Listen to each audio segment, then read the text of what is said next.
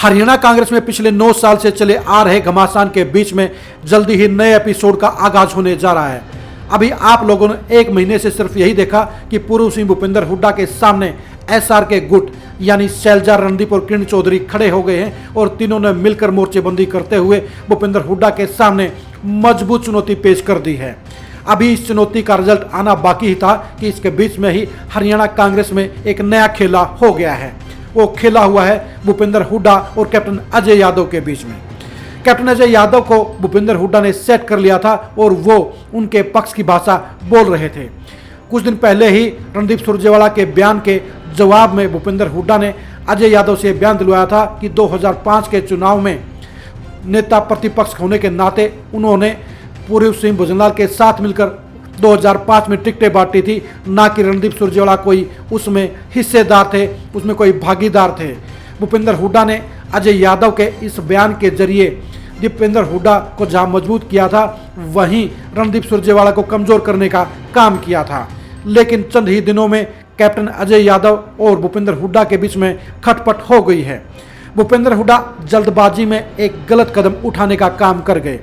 भूपेंद्र हुड्डा ने दीपक बाबरिया के सामने गुरुग्राम लोकसभा सीट के लिए दावेदार के तौर पर अपने खासम खास रावदान सिंह को प्रोजेक्ट कर दिया। रावदान सिंह को प्रोजेक्ट किए जाने के चलते कैप्टन अजय यादव का पारा 7वें आसमान पर चढ़ गया है और उन्होंने भूपेंद्र हुड्डा से अलग होने का फैसला ले लिया है। अगर कैप्टन अजय यादव ने भूपेंद्र हुड्डा से अलग होकर एसआरके गुट के साथ अपनी हिस्सेदारी कर ली तो एसआरके गुट शार्क में बदल जाएगा। शार्क से खतरनाक कोई मछली नहीं होती। ऐसे में अगर शार्क ग्रुप बन गया तो वो भूपेंद्र हुड्डा के लिए खतरनाक साबित हो सकता है। अभी तक एसआरके तिगड़ी के पास साउथ हरियाणा में बोलने वाला कोई मजबूत नेता नहीं था। अगर कैप्टन अजय यादव एसआरके गुट में शामिल हो जाते हैं और शार्क बनाकर भूपेंद्र हुड्डा के सामने खड़े हो जाते हैं तो भूपेंद्र हुड्डा के लिए उनका मुकाबला करना आसान नहीं होगा। कैप्टन अजय यादव के लिए ऐसा करना मजबूरी भी होगा, क्योंकि कैप्टन अजय यादव का खात्मा करने के लिए भूपेंद्र हुड्डा ने तैयारी कर ली है। कैप्टन अजय यादव के बेटे चिरंजीव राव को 2024 के चुनाव में हरवाने के लिए जहां भूपेंद्र हुड्डा ने पहले से ही 2-3 प्रत्याशियों को तैयार कर लिया है, वहीं दूसरी तरफ कैप्टन अजय यादव की टिकट काटने के लिए रावदान सिंह को आगे खड़ा कर दिया है। दोनों ही मोर्चे कैप्टन अजय यादव के लिए नाजुक हैं। कैप्टन अजय यादव अपने बेटे चिरंजीव राव को 2024 में विधायक बनाना चाहते हैं। वो दूसरी बार अपने इलाके में अपने बेटे को चौधरी बनते हुए देखना चाहते हैं। उन्हें बखूबी पता है कि उनके इस काम में पूर्व सीएम भूपेंद्र हुड्डा टांग अड़ेने का काम कर सकते हैं, क्योंकि पहले ही उन्हें एहसास है कि भूपेंद्र हुड्डा ने उनके इलाके के 3-4 ऐसे लोगों को अपने साथ कर लिया है जो अगर निर्दलीय तौर पर प्रत्याशी के तौर पर 2024 के विधानसभा चुनाव में खड़े हो गए तो चिरंजीव राव के जीत का रास्ता बेहद तंग हो जाएगा। इसी मुसीबत से बचने के लिए, इसी परेशानी से बचने के लिए ही अजय यादव ने भूपेंद्र हुड्डा के साथ याराना कायम किया था। भूपेंद्र हुड्डा की 9 साल की सरकार में आप सभी ने देखा होगा कि भूपेंद्र हुड्डा और कैप्टन अजय यादव के बीच में लगातार खटपट चली रहती थी और इस खटपट के बीच में भी दोनों के रिश्ते बनते बिगड़ते रहे थे। अब एसआरके तिगड़ी के सामने भूपेंद्र हुड्डा को ढाल के तौर पर कैप्टन अजय यादव एक मजबूत सहयोगी नजर आ रहे थे, लेकिन भूपेंद्र हुड्डा ने अपनी एक ख्वाहिश के चलते, अपने एक चाहत के चलते अजय यादव को धोखा देने का काम कर दिया। अजय यादव को लगता था कि 2024 के चुनाव में गुरुग्राम लोकसभा सीट पर भूपेंद्र हुड्डा उनकी दावेदारी को समर्थन देंगे, लेकिन इससे बिल्कुल उल्टा हुआ और भूपेंद्र हुड्डा ने उनकी बजाय रावदान सिंह को दीपक बाबरिया के सामने प्रोजेक्ट कर दिया। अब कैप्टन अजय यादव के सामने 2 रास्ते हैं। रास्ता नंबर 1, वो अपमान को झेलते रहें और गुरुग्राम लोकसभा सीट पर रावदान सिंह को प्रत्याशी बनने का रास्ता साफ कर दें और सिर्फ अपने बेटे चिरंजीव राव को विधायक बनाने की बात मन में रखें। इस रास्ते पर चलकर उन्हें अपनी सियासत का बलिदान देना होगा और भूपेंद्र हुड्डा के आगे झुकना होगा। रास्ता नंबर 2, वो भूपेंद्र हुड्डा को चुनौती देते हुए एसआरके गुट के साथ में चले जाएं और उनके साथ मिलकर शार्क गुट का निर्माण कर लें और भूपेंद्र हुड्डा को खुलेआम चुनौती देने का काम करें। उनको ये समझना होगा कि भूपेंद्र हुड्डा रिवाड़ी बेल्ट में इतने मजबूत नेता नहीं है कि वो चिरंजीव राव को हरवा सकें।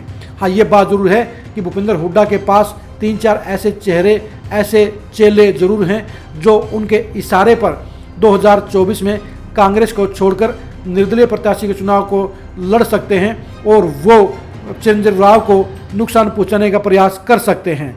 लेकिन चिरंजीवी राव को जीतने के लिए अपने बलबूते पर खड़ा होना होगा और कैप्टन अजय यादव को पूरी ताकत के साथ अपने बेटे को दोबारा विधायक बनाने की लड़ाई लड़नी होगी। कैप्टन अजय यादव को ये समझना होगा कि जो नुकसान भूपेंद्र हुड्डा वहाँ पर कर सकते हैं, उतना ही फायदा वहाँ पर किरण चौधरी, शैलजा और रणदीप मिलकर उन्हें दिला सकते हैं। उनके सामने एक तरफ जहाँ अपमानजनक समझौता है तो दूसरी तरफ स्वाभिमान की लड़ाई है। अब देखने की बात यह कि क्या कैप्टन अजय यादव इस अपमान के आगे क्या समझौता करने का काम करेंगे, क्या घुटने टेकने का काम करेंगे और बेटे के भविष्य के चक्कर में अपने कैरियर को बलिदान देते हुए वो भूपेंद्र हुड्डा के आगे सरेंडर करने का काम करेंगे, या खुलेआम तौर पर एसआर के तिगड़ी के साथ सार्क बनाते हुए दक्षिण हरियाणा की सियासत में भूपेंद्र हुड्डा को ललकारने का काम करेंगे। कैप्टन अजय यादव के सामने ये दोनों ही विकल्प बेहद खास अहमियत रखते हैं। एक फैसला जहां उन्हें भूपेंद्र हुड्डा का पिछलगू और पिट्ठू बनाने का काम करेगा, उनके ऊपर भूपेंद्र हुड्डा के पीछे चलने वाले नेता का ठप्पा लगाने का काम करेगा, तो दूसरी तरफ वो एसआर के गुट में मिलकर अपनी अलग छवि को, अपनी अलग महत्व को बनाए रखने में सफल होंगे। इन दोनों ही रास्तों का चयन करना कैप्टन अजय यादव के लिए आसान नहीं होगा, क्योंकि एक रास्ता उनके 50 साल के सियासी कैरियर की बलि मांगता है, तो दूसरा रास्ता उनके सामने संघर्ष के तौर पर भूपेंद्र हुड्डा से टकराने की हिम्मत मांगता है। दोनों ही रास्ते अलग अलग परिणाम लेकर आएंगे, लेकिन ये सही बात है कि कैप्टन अजय यादव अगर भूपेंद्र हुड्डा के साथ में अगर समझौता भी करेंगे तो उन्हें अपनी लोकसभा की सीट का दावा छोड़ना पड़ेगा और सिर्फ अपने बेटे चिरंजीवी राव को विधायक बनाने के लिए भूपेंद्र हुड्डा के रहमो क्रम पर रहना होगा। भूपेंद्र हुड्डा भी अजय यादव की कमजोरी को समझते हैं, इसलिए उन्होंने उनकी पूंछ पर पैर रखा है और इनके इलाके में सुरेश यादव को मजबूत करने का काम किया है। इसके अलावा 2 और नेताओं को भी उन्होंने बराबर में महत्व देने का काम किया है।